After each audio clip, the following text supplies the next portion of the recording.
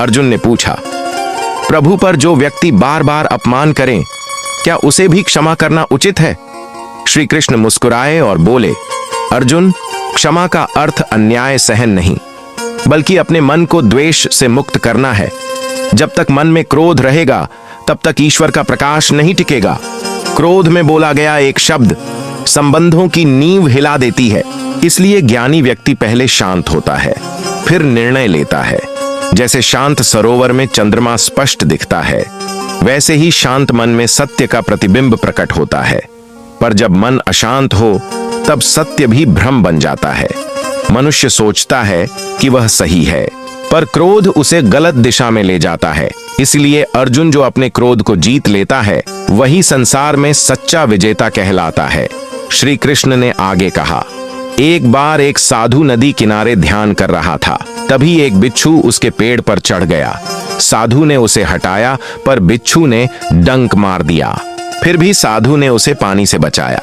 एक युवक यह देखकर बोला, बाबा, ये बिच्छू आपको डंक मारता है, फिर भी आप इसे बचाते हो। साधु ने मुस्कुराकर कहा, इसका स्वभाव डंक मारना है और मेरा स्वभाव दया करना है। अगर यह अपने स्वभाव पर अडिग है तो मैं क्यों बदलूं? अर्जुन, यही अंतर है क्रोध और करुणा में। क्रोध स्वभाव को बदल देता है, करुणा उसे दिव्यता तक उठती है।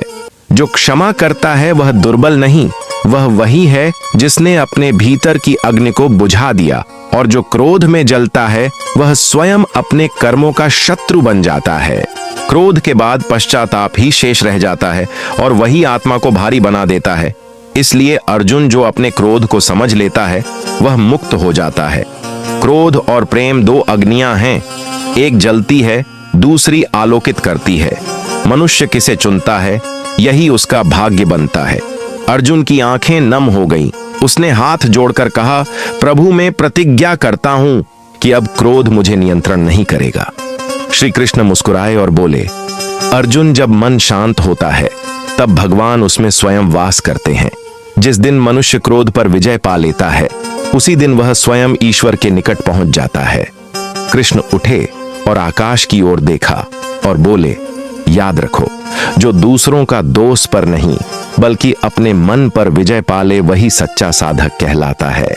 दोस्तों, ये जानकारी आपको कैसी लगी? भगवान श्री कृष्ण ने क्रोध के बारे में कितनी अच्छी बात बताया है। अगर आपको यह जानकारी अच्छी लगी हो तो कमेंट में जय श्री कृष्ण जरूर लिखें।